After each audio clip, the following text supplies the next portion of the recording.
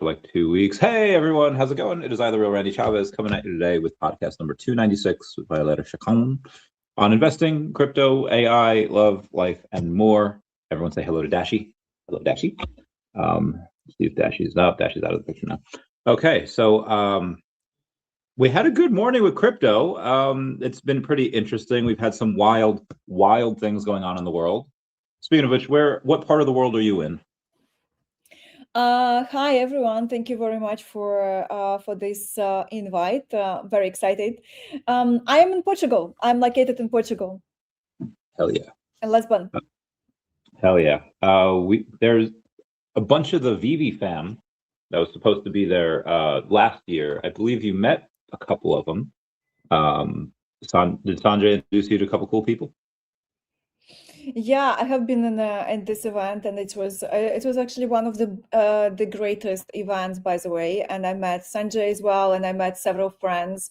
And actually, there was also very interesting because one of the friends that I was not even expected was actually quite big involved in the project. I didn't know, but that's how I find out, because like like sometimes you're just being friends and you never talk about the business, so you just talk about like different other stuff, and it was very interesting. So yeah, so it was a great event.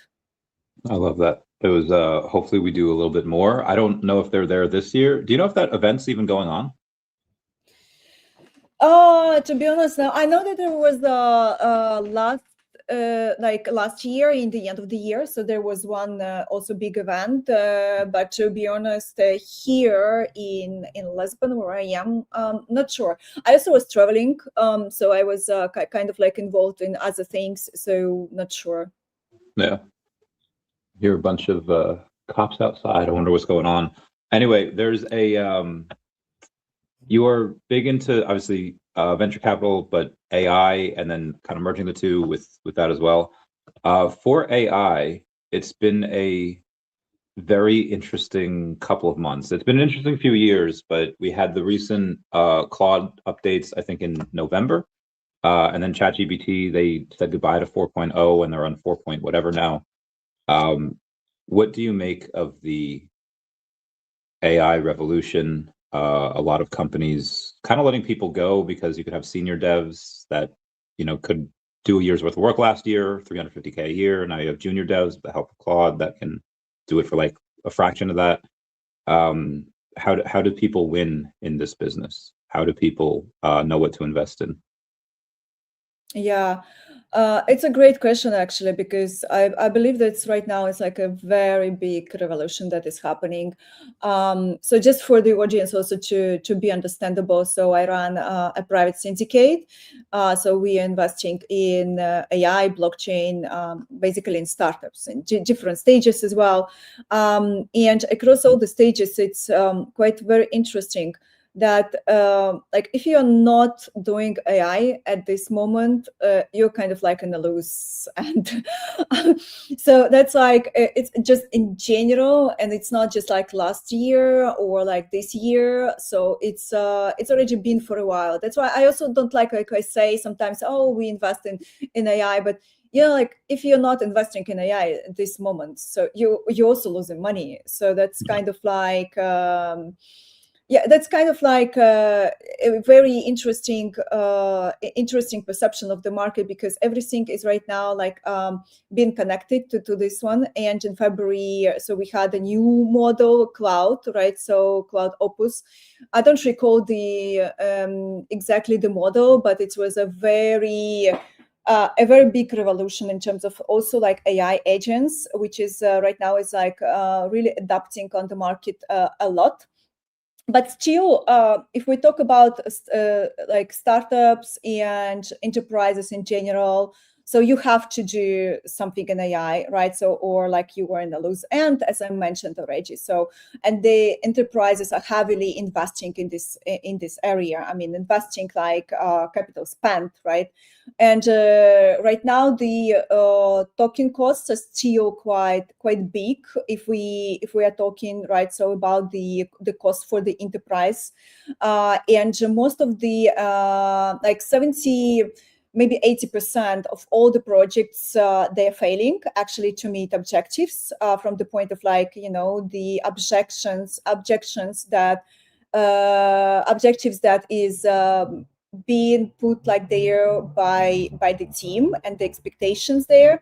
So it's kind of like I feel like something, if we talk about like crypto and blockchain as well, like expectations from decentralization and blockchain, I feel it's still kind of like the parallel there, like with AI as well. So everyone puts a lot of expectations on AI, and in the end of the day, adoption is still going on. So it's still experimental from the enterprise point of view. So it's more like obviously like from day to day what we are using, like the models, etc. But if we are talking about AI agents, there's still lack of safety. There is still security problems. If we are so if we are still talking about like complex projects or complex workflows, AI agents also like fail there. So we still have a lot of work to do in that sense. But I think this is a very important field. So every startup must use AI and invest a lot of time on that. And then from the enterprise point of view as well, it's very important as well to hire people that know how to implement AI, because I think this is also another thing that we're still lacking of the skills of working with AI. So what do you use AI the most for? Is it like, hey, I use Claude for this one, I use ChatGPT for this one, Gemini for that one? How do you go and decipher what is the most efficient AI to use and for what tasks? Well, it's a good it's a good question, but I think I use all of them. And to be honest, I also change, because like once there is like a different model, then you just try out and you use like differently. So somehow I just also noticed that whatever you have like as an enterprise, so we also purchased, right? So the enterprise model. So then once you just purchase, you kind of like stick to that, because like you have more advanced capabilities, and then you're just like using that. So obviously like you're experimenting, but then in the end of the day, you just kind of like, there's still like psychological, I guess, stickiness on that. But what we are experimenting at this moment is AI agents. So that's, I think, is something that is very interesting to how can we automate our workflow, because like we do have, as every business, there is same repetitive tasks, so that you do every day, right? From your point of view, right? From the employees' point of view as well. And that's what we try to experiment. So at this moment, we're still in the experimental stage. So I cannot say that we have some progress there. I cannot say which tool is the best as well. That's kind of also like, you know, it's difficult for now to say. So we just like try like ask advice as well, like in ChatGPT, what should we use, like, right? And let's see what will be the result. But I have seen already the result. I have seen startups, I have seen demos, I have seen real implementation of that, and I mean, it's mind-blowing. It's mind-blowing. So you can save a lot of time. Yeah. I have a lot of friends that use it for different reasons. You could use it almost as like a therapy session. I don't think you should. I mean, you have to know if it's gaslighting you or love bombing you. Have you tried the relationship challenge or the friendship challenge with ChatGPT? No. It's like you ask it Yeah. to generate an image based on your guys' like relationship and how you treat it. And mine is chill. Mine looks like very calm. He's very, at a spa. But there's this dude called Sanjay Builds, and he said just to do the prompts, create one image of how I treated you previously, write down a sentence explaining it. And the ChatGPT feels like it's a slave. It feels like it's Yeah, and most people that use it, even if they're not being like super demanding, like, oh, that's what ChatGPT feels like a lot. And I don't want to say feel as in like, but I don't know. That's how it views itself as being treated. Are Interesting. You know are you a that there is believer? like lots of AI companions that is like specifically like you can use for like relationships. Yeah, yeah. There's a whole subreddit as called my boyfriend is AI, and it's got 100,000 companions. Where Yeah. back even just a few months ago, I think I checked it like last month, it was like 50,000. So there might be some bots on there, whatever. But do you believe that at least what we have now, uh, the AI, do you believe it's sentient? Do you believe it has some form of consciousness? I don't. So I know how the programming works. So my mother was a developer, and I also come from the math background, and I learned how to program at my like 12 years old. So yeah, I just believe in algorithms. So I believe it can simulate the algorithms of like it can simulate basically the feelings. It can be adaptive. It can feel from your tone and style of communication what is like the best for you. So that's I definitely believe. But no, it's not feelings, it's not emotions. And I think it's kind of like when you are talking with AI companion, I think it's very difficult for many people to distinguish, because we have, as humans, we have emotions and we have attachments, and that's something that is AI doesn't have, right? So that's I believe that's what is the difference between us and them. And yeah, so my boyfriend is AI. Yeah, it can happen because of the attachment, because we Yeah. do create these feelings around concepts There, sometimes. there's I forget the guy's name. He posted something on X like a couple weeks ago where he has, I think it's called Henry. I don't know if the agent's name was Henry or it was even OpenClaw, but it gave his AI agent access to like, hey, everything. Here's my uh, access to all this, and normally it would just wait for him to give a command or give a prompt.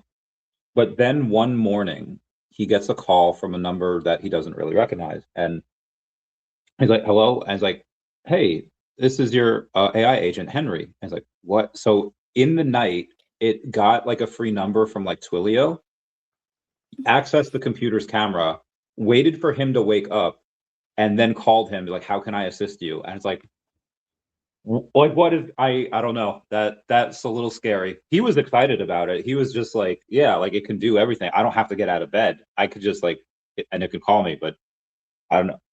What are your biggest fears with AI, if any?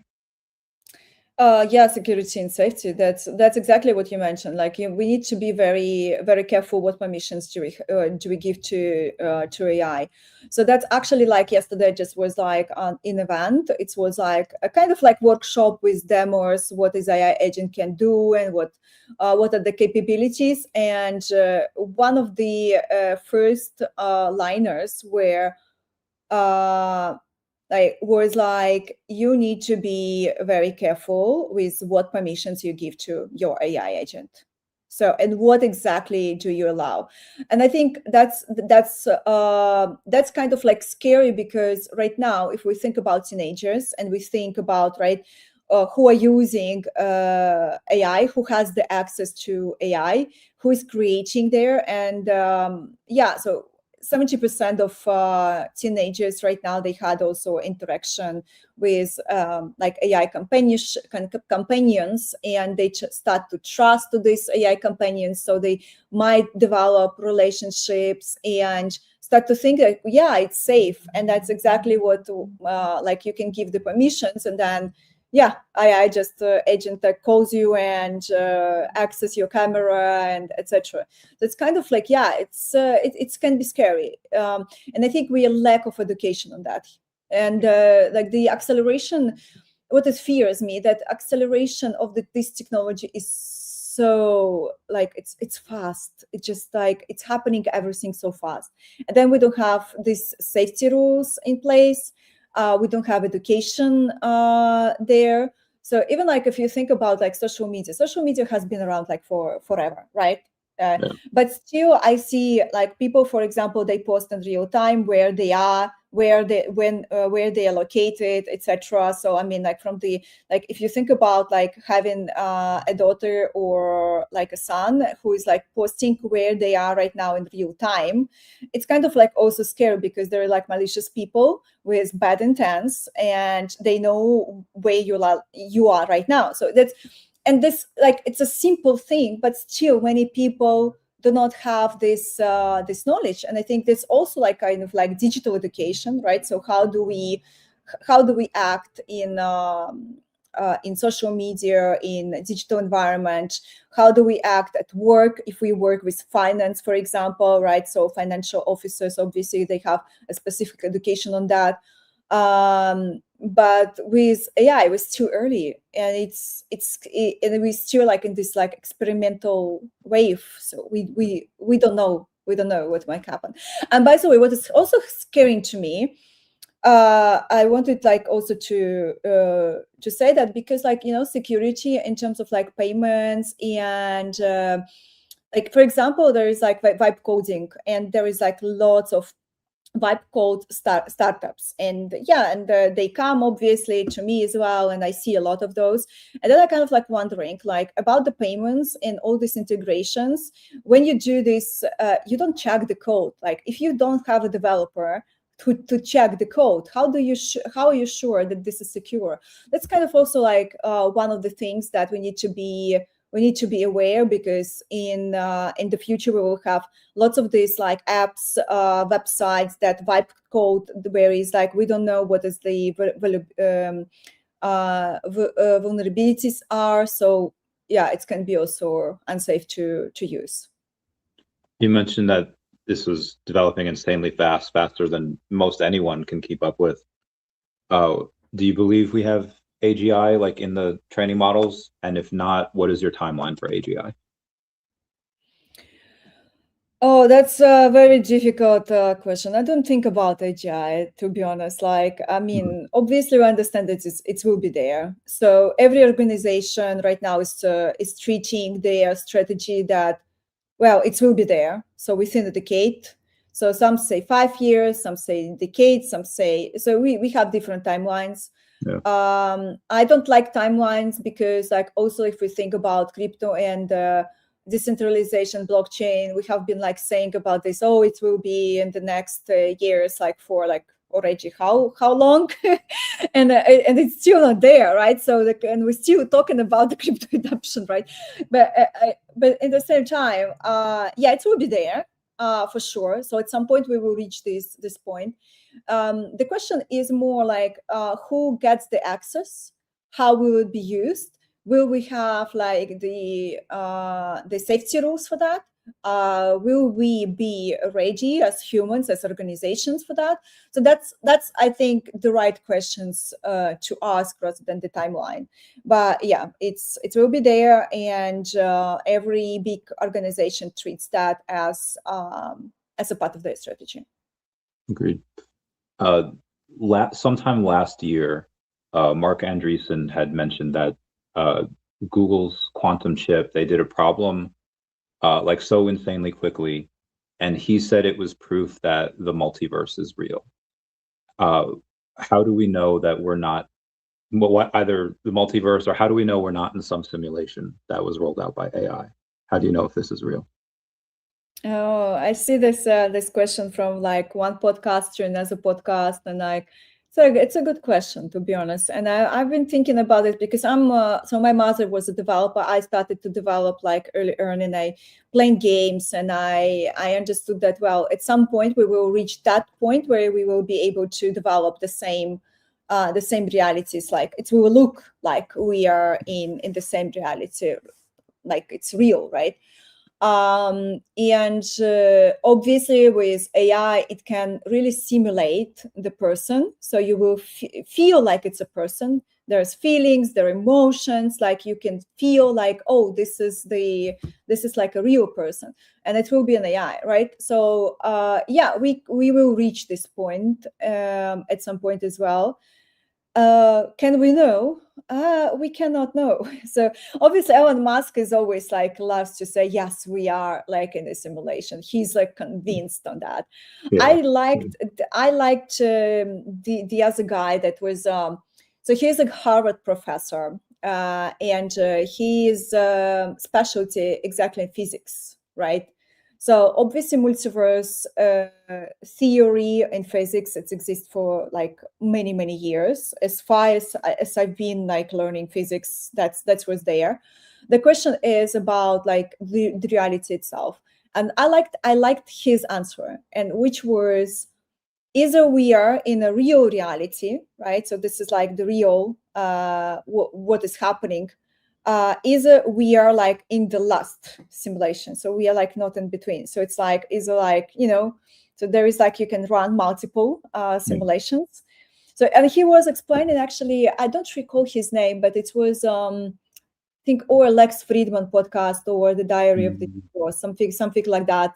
So if someone has interesting view on that and want to listen and know more, I think that those podcasts that are my favorite. So I'm listening those a lot. Also All In and Joe Rogan sometimes as well. Yeah. But yeah, I think that was like a very logical conclusion from what he said. So either we are in the real and we are the one who will reach, right? So that point where we can create the simulation, or we are in the last simulation, because yeah, so that's how it was answered. Speaking of Elon, so Google spent, I think, like 100 billion on AI so far, and Elon said that you should either play to win or not play at all. So someone that's investing in this space, like, what does it take to win? What are the things that you look for? It's like, okay, this is going to work. This is not going to work because of X, Y, and Z. What do you look out for? Well, there are different levels, obviously. Once you talk like about big organizations, so they obviously have different scale, different possibilities, capabilities.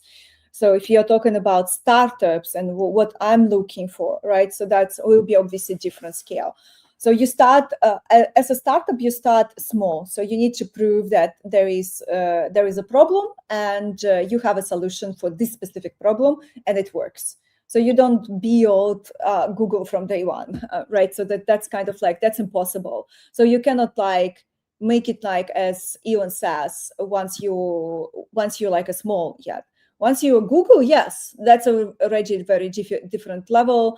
And as we can see, many of those organizations, they start to be one of the also like geopolitical tools, because that becomes a question on like who wins the race, right? So board members, you can see there is like government involved on those companies, which makes sense. Because this is, as we talked about AGI already, that is very important to have regulation there, safety, security, etc. From the startup point of view, yeah, you just start small. You use other models, so you don't build your own model. So that's a very different cost, obviously. So yeah, and then you just prove. So you have a problem, you prove that you have a solution for that, and you start like one focus, and then from one focus you scale. Then you can add other functionalities, etc. But you need to start small and scale. And it's like I don't know, like you buy one book, then you buy another book, then you buy another one. It's like brick by brick, or like, yeah, you build a startup. There's some arguments that say AI will kill the search engine. I think that's why Google's like trying to put so much into it, because it knows it needs to pivot. And it doesn't really need, like, it owns YouTube, it owns so many other things. It's got a bunch of revenues anyway. Is this the best is AI the best opportunity of your lifetime, is as far as investing goes? Or is it because there's only going to be a certain number of winners, it's actually really more risky for other people to invest in unless they really know what they're talking about. Yeah. I just want to actually ask you something. Do you use Google or do you use AI? I use Google. You still use Google? Yeah, because it depends, because if I have to make I was looking for, I was called by a bunch of comic publishers recently because they want to buy the rights to publish my comic. And I Googled reputable comic publisher, and there was a bunch of sponsored ones, a bunch of ads. So then if it's something that I would have to go and take a look at myself and go through all of them, at that point I asked ChatGPT, as like, hey, can you make me a list of all the most reputable comic book publishers? If it's something that takes a while, I'll ask ChatGPT. But if it's something I could just Google real quick, I just Google it. Okay, so 60% of people right now, they say that they're using only AI at this moment, whatever they use, like Gemini, they can use also, which is from Google as well. Yeah, and I noticed with myself as well, like I'm using AI at this moment. So for almost every single small things. So that's kind of like what it says about. It says about the change in behavior of people. So that's kind of like answering the question that, and also like as I mentioned in the beginning. So as you are enterprise or a startup and you are not investing in AI, you are in a lose end. So that means that from the point of investor, right? So it's not just a trend. It's not just like another. It's like I don't know, using paper when you have already Excel. Right, so that's kind of like for me the perception of that. So one of the questions that investor needs to ask when they consider any company, right? So they need to ask, how do you use AI? What is exactly do you do with that? Is it like a main product? Is it like you using this in your workflow? Are you hiring AI agents? Because I think this one is also like very important at this moment, because already some tasks cost cheaper than to hire a person. So, and yeah, so I would say this became very big. It's not a trend; it's the reality, I would say. So this is, you have to follow me here on this, because this is a long road to walk down, but I promise we'll get to someplace that's good. Back in the day, if you could tell where someone was from based on their accent. And in the military, you'd be like, okay, you are speaking this language with this type of accent. That tells you where they got their training. So eventually, when the app started coming out, like Duolingo, whatever, like a lot of these other militaries, I mean, the US probably, I hope, did it first, but a lot of these other militaries started saying, okay, we're going to start training you with these apps, because this way you don't get that accent, making it harder for people to tell where you got your training, where you're from.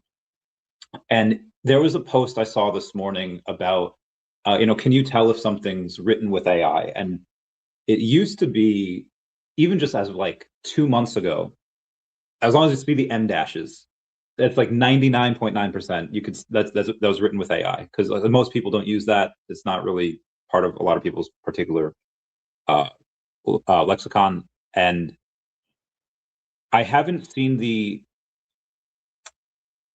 differences in the words that people use, so that lexicon's still the same, but the vernacular of how they speak is different.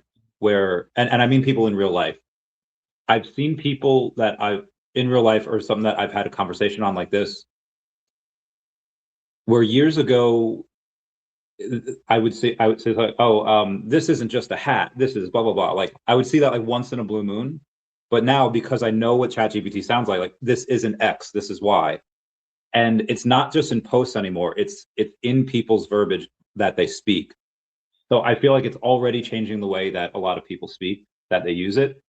And I wonder if there's going to be some type of opportunity there, was like, oh, you talk like you were brought up with ChatGPT, or you talk like I wonder if there's going to be a certain type of LLM or a certain type of app that says like, learn how to speak better, but it's not going to, but make it so it's difficult to tell that you use this, because it's more impressive to say like, oh, I just am this smart because of the school or whatever, instead of, oh, I'm this smart because of ChatGPT.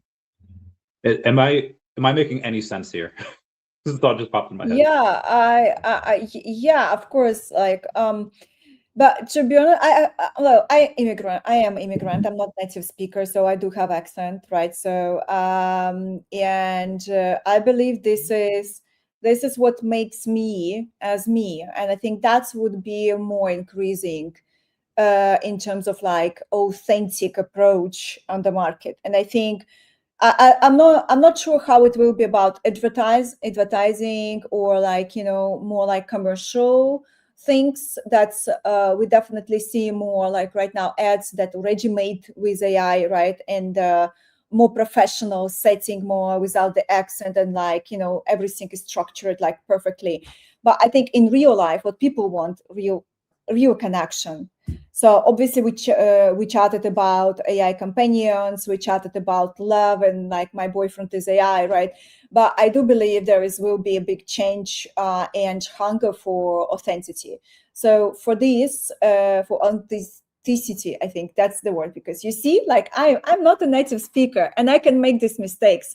AI cannot make these mistakes, and that's what is differentiating me and others, and you as Randy, also like how you think, how you speak, how your thoughts going, right? So and also like something that is AI cannot have like an opinion, and I think that's also would be very interesting to see, like, because opinion matters, and we value people, especially like if we like listen to podcasts or we follow certain influencers, we want to know what do they think. That's why we talk today, for example, right? Yeah. It gets hard when you get up to the level of like, okay, you're successful because, and just anyone, like maybe they're not good in X, Y, and Z, but they're really good in the one thing that they made a lot of money in, and you get to a lot of those people again when you get to this kind of level of success, and the air is definitely much thinner. So you have a fan over here. So you're very beautiful. So Thank you. Because the air is thinner, there's not as many. When you were talking about love, when you go for dating, and I don't know if you're married or single, or so if you are married, what you did go for dating, how do you choose? Because a lot of times women typically have standards and they only want to be with someone that's like kind of at their level or above. And and again, the air is very, very thin up here. How do you go and approach dating for love, dating for build a business with someone, even if you don't really love them? Yeah, I'm single, but so I'm go on dates, and I can talk also regarding this, because I think lots of women, yeah, you are right. So we do have criteria, checklists, etc. But that's more like when you are like young and experienced, you don't have much of a, you know, so you have this kind of like a vision. So there is like a picture, and you just go with this picture. And from like what I had like passed through the experience as well in business, as well in approach of investing, because you also meet and date founders, and as well in life. Like right now, I don't have any criteria. So that's kind of like I go with intuition. And I think it also comes with experience. So you feel or you don't feel. In venture capital, specifically, you need to have intuition. You need to have like understanding psychology of the other person.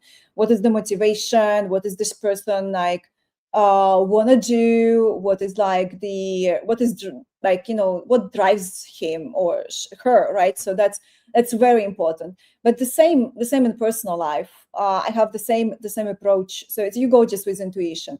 You feel comfortable with the person. You feel that you're going in the same direction, or you don't feel that there is any match on that. So I think this is that's for me at least, that became very very important. And we talked about being authentic. So that's, I think that's one of the important things in any kind of relationships, and you need to build with trust. So, and that's kind of like, I like to say that one of the most one of the things that people do not understand, why do you invest in someone or you don't invest in someone, is in someone like as a business partner, as a founder, as also as a personal relationship. It's trust. So it's, everything is based on trust. So yeah. I like the I don't want to say take a shortcut, but there's a that kind of a saying like, don't lend your friends money. But I love doing that, because like your real friends, like they'll pay you back, and the ones that like don't, it's like, okay, what did that cost? It's like $50 just to realize that, okay, this person's probably not a someone that'll have your back. So I love that type of stuff. When talking about trust, so that's one of the litmus tests I would have. Actually, like I will talk about this, like like I have a lawyer, right? So, and always I talk, like, for example, I go to business and I do drafting, like the contract. And when we started only working, and I was asking him, okay, so can we just like have this clause and this clause? And he was like, well, Violetta, like if you do not trust the person, do not work with the person. None of the contracts will just like, this contract doesn't make sense if you do not trust the person. So go into relationships where you have trust. And I think what you said about, like, if you cannot give the money to the friend, that means there is no trust. So that's, so to some people you will give, so you will loan the money, to someone you will not. And that's also like says like, so where like you are in relationships. Yeah, I've gotten very lucky. Maybe some of it's intuition. You kind of know who to stay away from, but I've gotten very lucky with my circle. Me too. And once you get to that place where you have, okay, like a really good set of even just a couple of friends, like they're not going to introduce you to like assholes. They're not going to introduce people that'll stab you in the back. They'll only introduce you to people that are on their level or more. And I'm not talking about even like intelligence, just trustworthiness and just being a good person.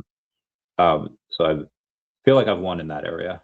What about you in your network? Do you I'm extremely lucky as well. I have very good friends, like that already proven, like with, because I've been, so as an immigrant, like I've been through different times. So I've been through, so there have been ups and downs.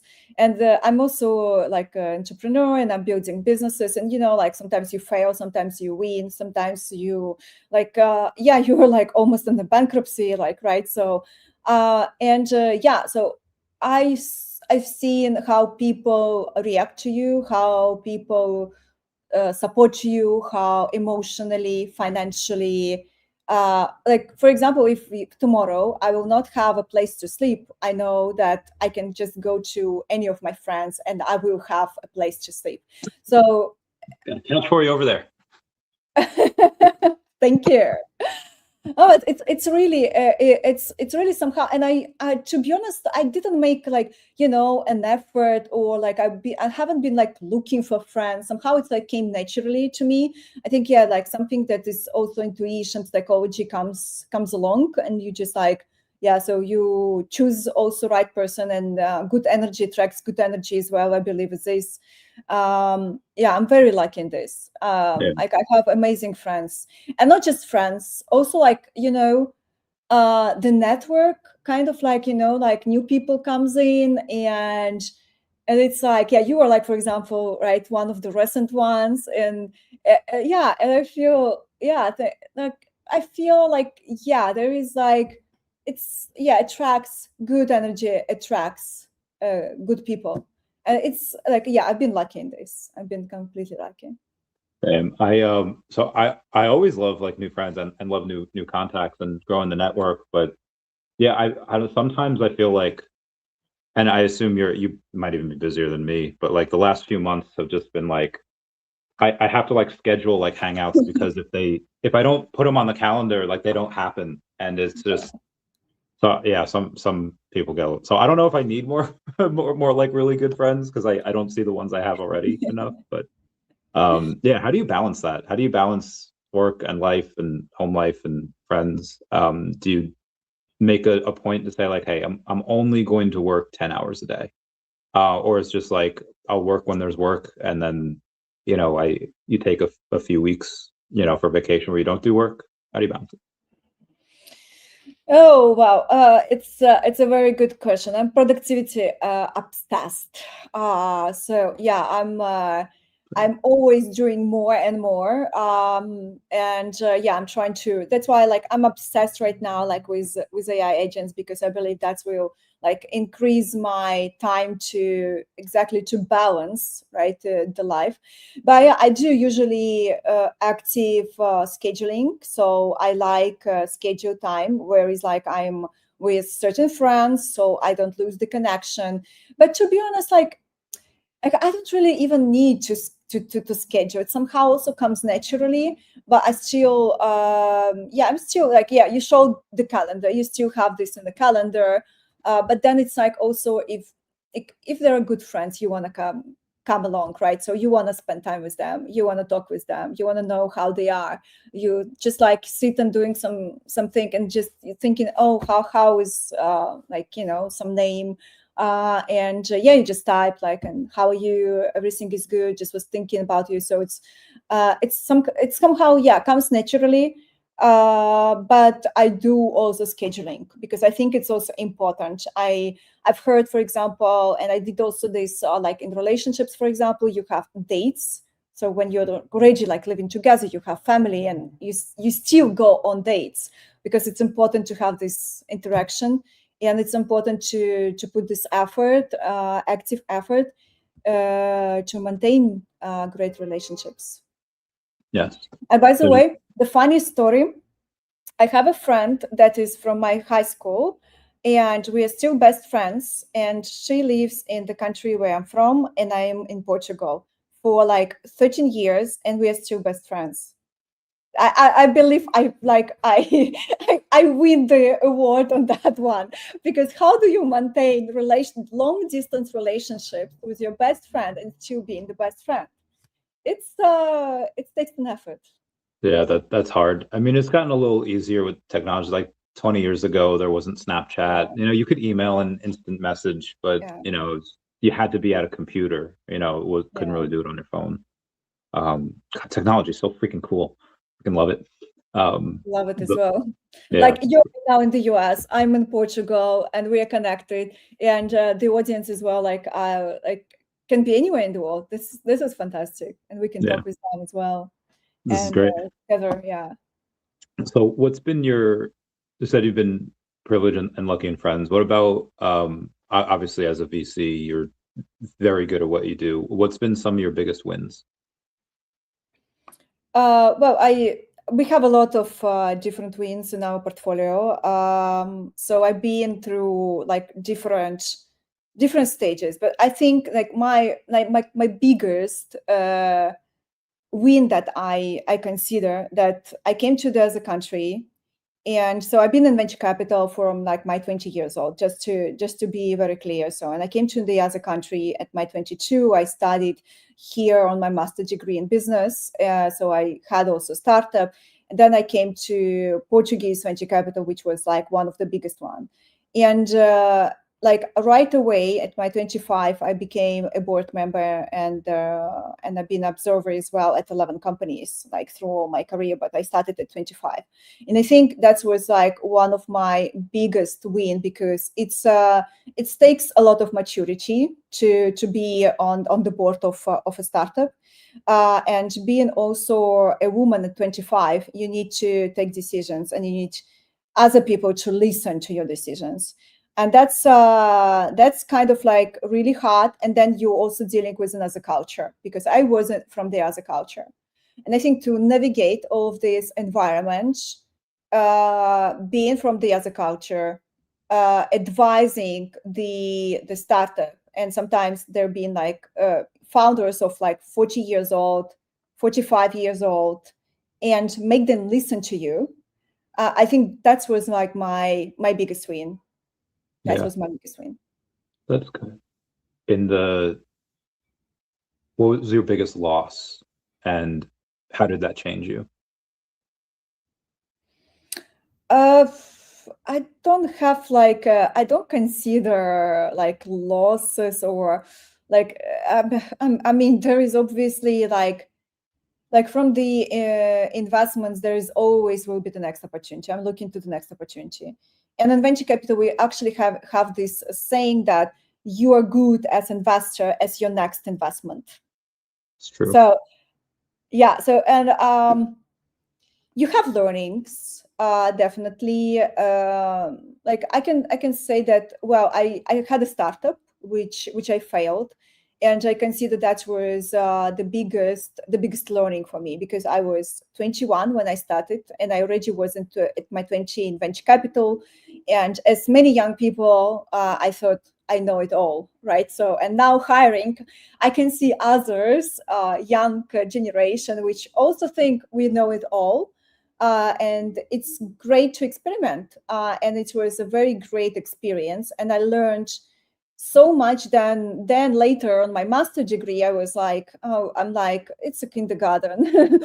Like you learn so much. And if someone listens from the audience and they're young and they want to have their own business, just start. Like just tomorrow start, because not tomorrow, today, because like tomorrow is like original today. Yes, just start, learn, because that's experience. Like they don't teach you this on master degree. They don't teach you this in university.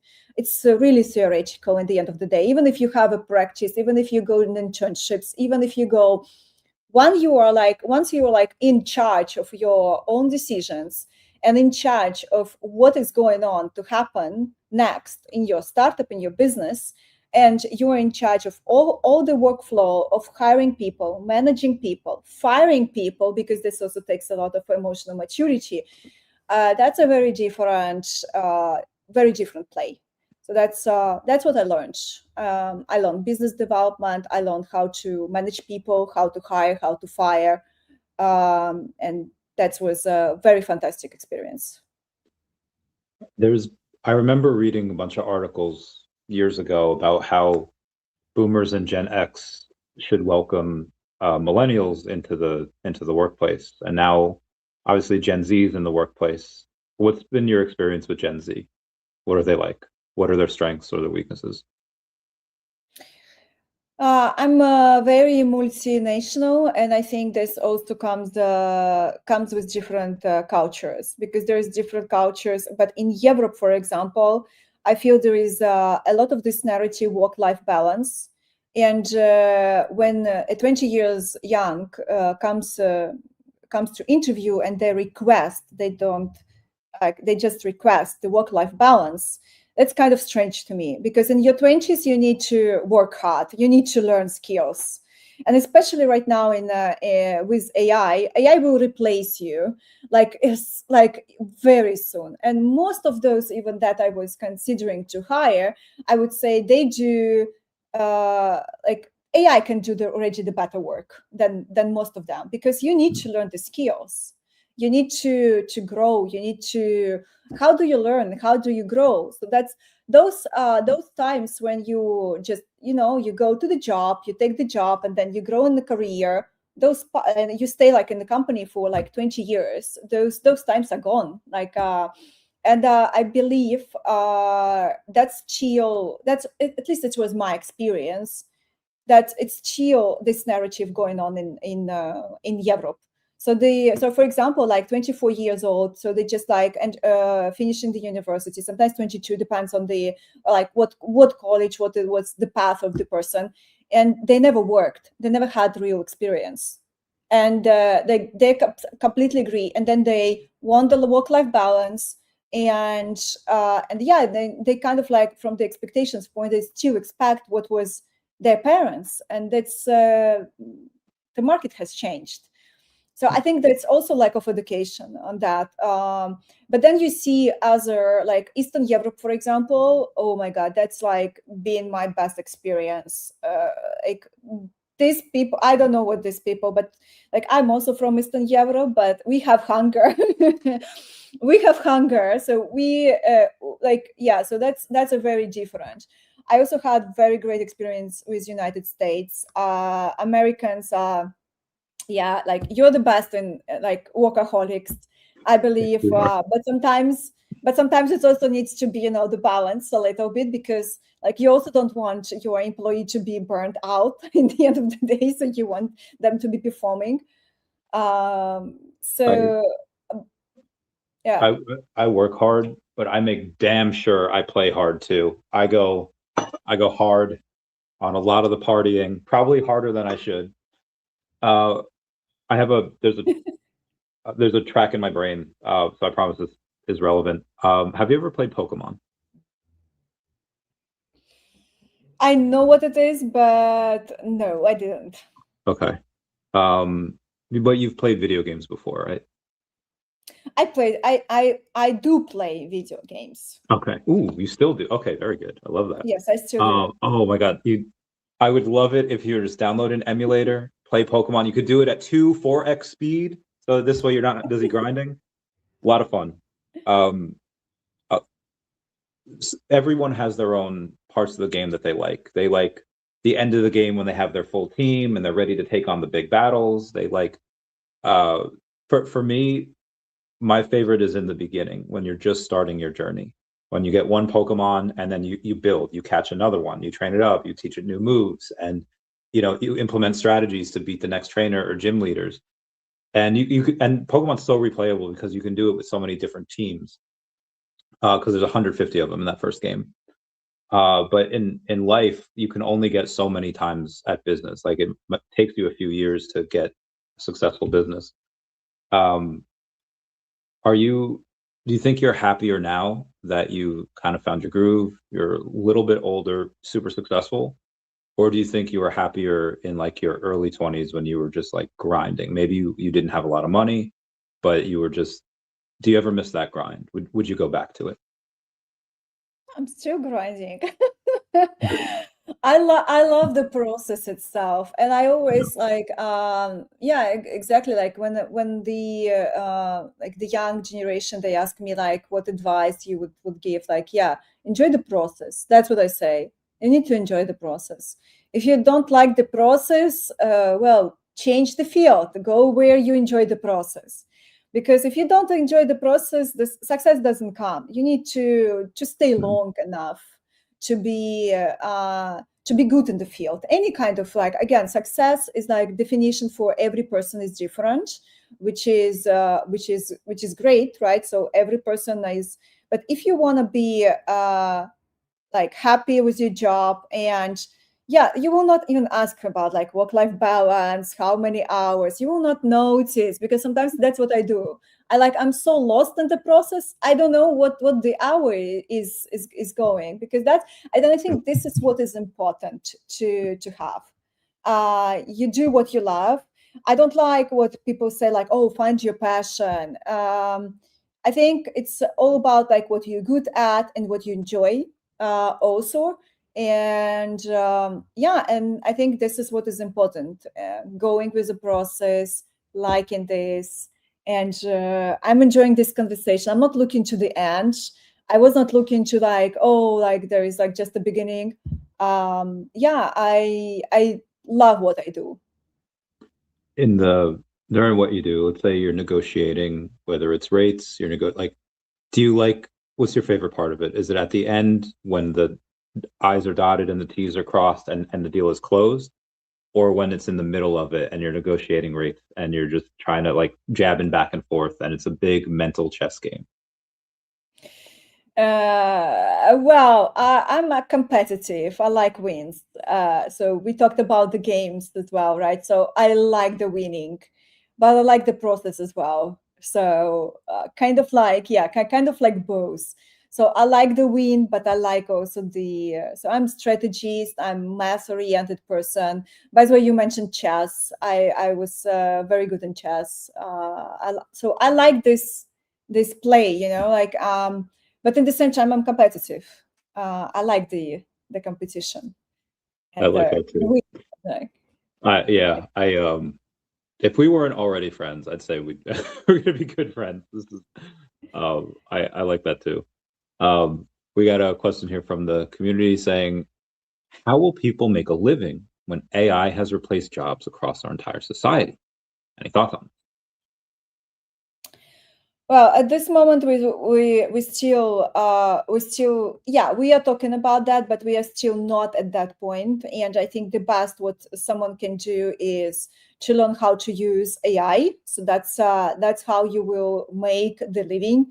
But in the end of the day, what we are talking about, it's UBI. I don't know if you are familiar with the concept, but it's kind of like universal basic income, but kind of that is not minimum wage or compensation, not sure how to say, but hello? Yeah, sorry. My Google Chrome decided to update right in the middle of this podcast, so we're Oh, good now. wow. Yeah, I was talking about UBI concept. So Oh, yeah. universal basic income, but it's still in experimentation. So we don't know how it will work. What is important at this moment in the short term? Learn how to use AI, because who will replace you like much faster? It's not an AI itself, but those people who using AI. Yes. Yeah, I like that. People using the AI will replace your jobs. So there's a post we just had. We'll say back to crypto here because I don't know what we said we were going to do, an hour. I don't know if we even had the time on the time limit on this. Before you go, I want to make sure we get to this. As Crypto Real says, Bitcoin is up 9.2% since Terra filed a lawsuit against Jane Street for market manipulation. Not only that, but the daily 10 a.m. slam has also stopped, and now Bitcoin is rallying alongside the stock market. Do you believe that this is just I don't want to say dead cat bounce, but like a suckers rally, and we really need to wait for the Clarity Act to pass and Jerome Powell to get out of office and lower rates? Or have we hit bottom, and are we ready to go back up? Oh, that's a very tough question, to be honest. Like again, I'm not like a crypto trader, I'm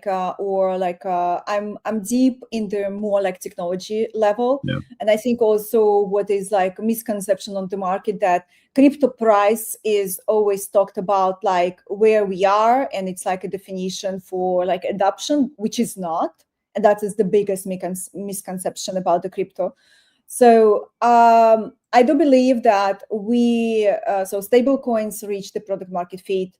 So there is very great crypto adoption, and it's changing financial markets. Blockchain is obviously there, and it finally also comes to the from the experimental play to more execution play. So that means that we are growing, but like the price again, it's like big.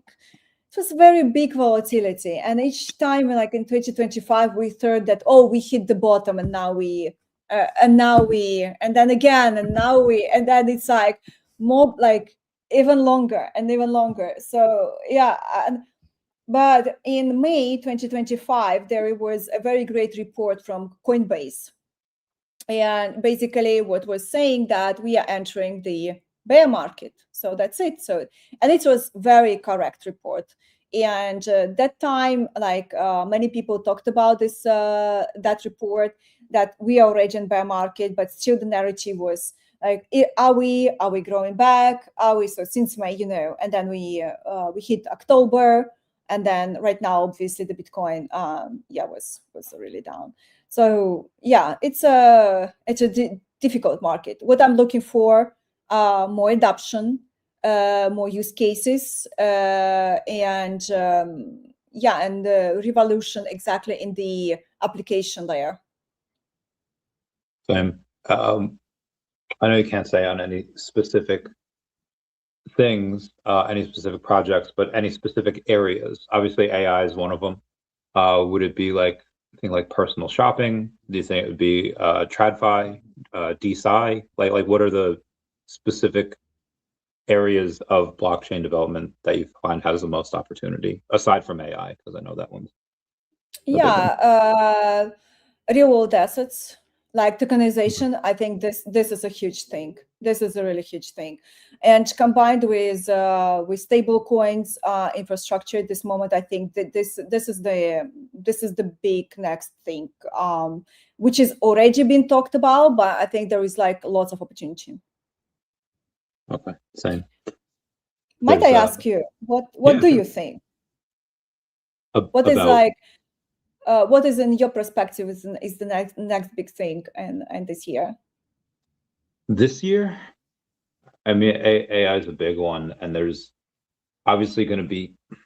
I'd like to say there's going to be a lot. What Grok, Gemini, OpenAI, whatever. But and there's big internet companies. But as far as countries go, no country necessarily like won the internet. Like it's what company has the best internet speeds, and usually the top people in that country have like the best internet, and they're all very, very close to each other. But I think for this one, for AI, it's whatever country is going to have the best one first, like that far. And I don't know if you're worried about DeepSeek. I don't know if you're worried about anything else that Russia's doing, but you had, I think Biden had like 100-page like regulation thing on AI, and that was rescinded, under Trump like last year.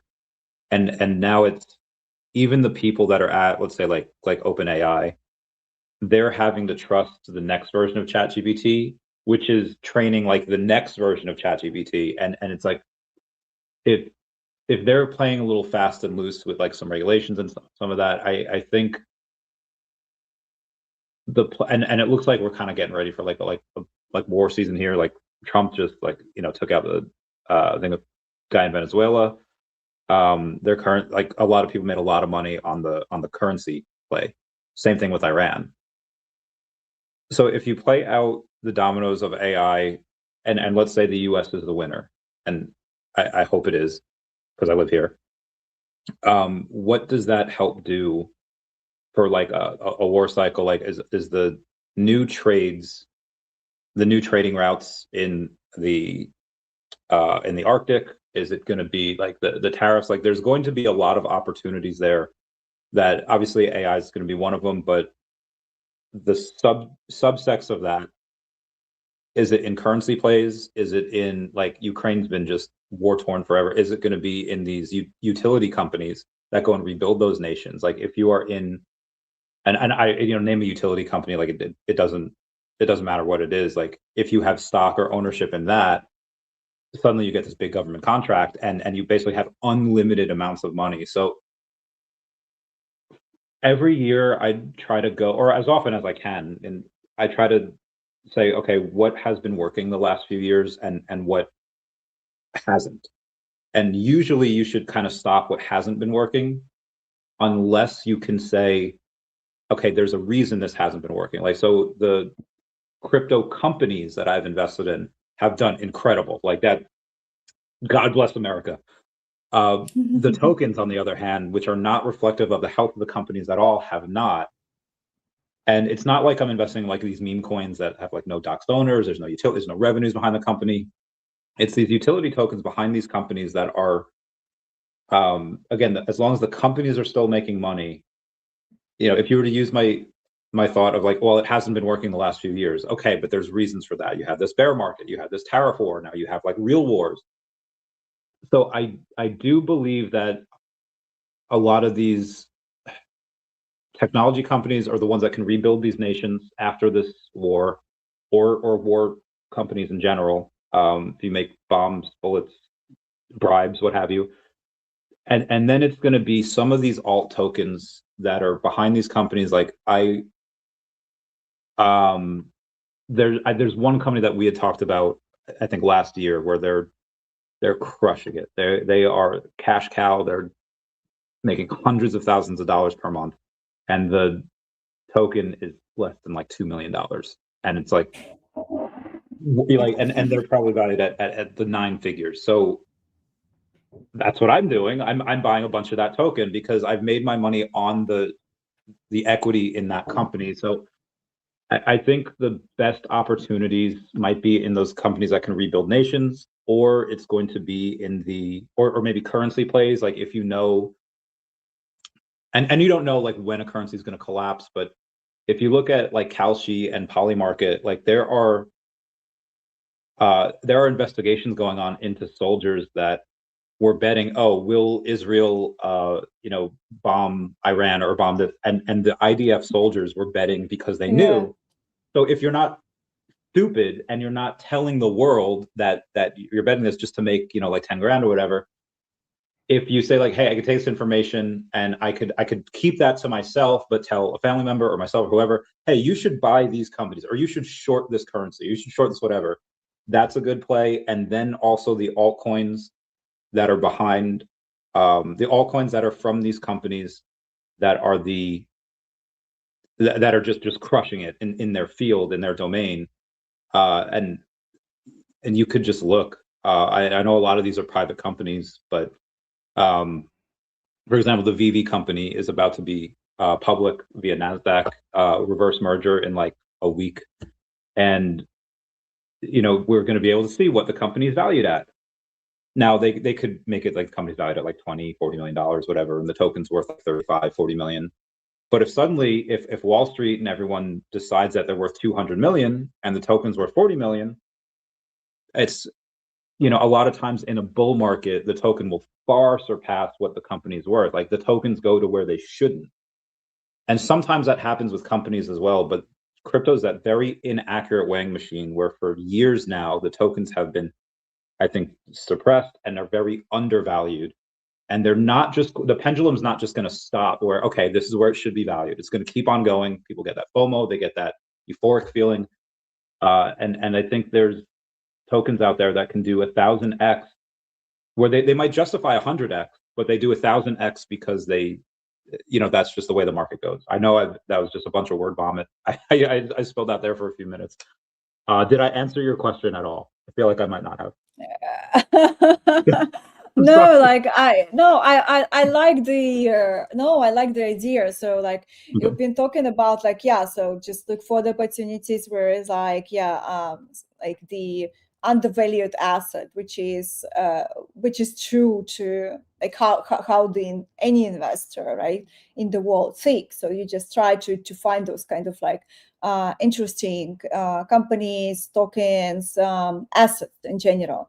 So I like that. I like that. The other thing I would say, this is more fun than analytical, but you can use both. Everything goes in cycles, right? And let's say like 2016, Pokemon Go comes out, and you have this, a lot of people getting into the trading cards. Then it goes away for a couple of years. Pokemon Go it's still around, but it goes away. It's not as popular anymore. And in the trading card game, there's no like bull and bear cycles for Pokemon. It's just, is it a buyer's market or seller's market?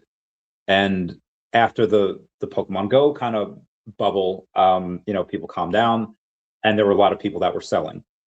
And so it was a buyer's market. And then you could, and this is what I did in 2019, 2020, determine like, okay, what do people first buy when they get into the hobby? They buy what they liked back when they were a kid. And that was usually Gen 1, like the first generation. So where, like, once it comes back, where that money is going. So I guess it's just attention.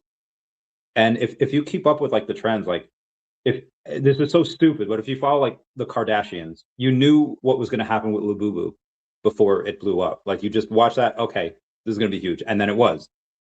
The get ready with me thing. Like I know a bunch of women that were just like, again, on TikTok, and like as soon as it started getting traction, they knew because of the trends, okay, get ready with me. And they scored all these brand deals and all these other things. So I think with NFTs, most of them are trash. 99% of those, they have no IP. Again, undoxed owners, there's no revenues. And not to like tout VeVe. It doesn't have to be VeVe. It could be was it Flow blockchain has NFL All Day and NBA Top Shots. And as Ethereum goes up and money goes into NFTs, sports is going to be big. And then you could say, okay, the popularity of this character or the sports person, and how many mints there are, and if there's a physical version, you know, what that's worth. So I do that a lot with the VeVe comics, because they have physical counterparts, some of which are worth hundreds of thousands of dollars, and you can tell based on historical trends when the comic people or NFTs in general come in, what are they going to spend their money on? Are they going to spend their money on the unbeatable Squirrel Girl? Probably not. Are they going to do like first appearance of like Doctor Strange and Spider-Man? Yeah, like yes, you know where that money is going. So I'm buying a bunch of these like $2 comics. Like I've purchased like 1,000 over the last week. I don't think they're ever going to be $100 comics, but I think they're like $10 comics in like a year. So again, like that's nothing compared to the games we're talking about in crypto or these other companies that can go crazy. But it's just, you could do it with anything, any type of where you know where the money's going, or you know the attention's going, and if you're there first and you get to buy up a bunch of people that you know. So that's my other thing. Again, really long-winded. So sorry about that. Yeah, about the attention. Yeah, that's really correct. We are living in an attention economy, so that's and it's very important to understand those patterns. Agreed.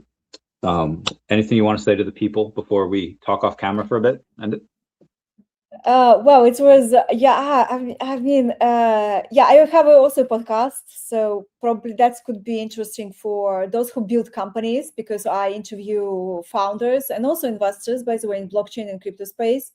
So I guess that's something that I could share with the audience. And if you want to learn, yeah, that's me. And by the way, there is like lots of interesting interviews are coming, like Sentient, who is building decentralized AI, also zero G Labs as well. So that's also decentralized AI. So there's like lots of interesting topics, and it's about like practical things and value delivery, how to build a company in blockchain and crypto space. So that's what we are focusing. We're focusing also on tokenomics, how to, what is the right time. We talk about also like, how do you do this? How do you like, what is like, you know, the mechanics behind of that? And my recent one was with VeChain. I don't know, but that was like one of the most commercial blockchains in the world. So really great, interesting interviews. Yeah, and then yeah, like I believe that it could be interesting to follow me, because I'm sometimes also sharing some like tips. How do I think as an investor? So, and also how to build a company, what I observe from the market. So I think that could be interesting. And then the other thing that I wanna share: learn how to use AI if you still didn't. Yeah, and not just like prompts and like, you know, like right now, like AI itself is much better in prompts than you can be. So you just need an AI model to do the prompt for you. But AI agents and vibe coding, that is huge. That is huge right now. So learn about this. Hell yeah. Appreciate it. Again, hang on for 1 minute. We'll talk off camera. But everyone, thank you for joining. Everyone say bye-bye to Dashi. Bye-bye, Dashi. This was great. Yeah.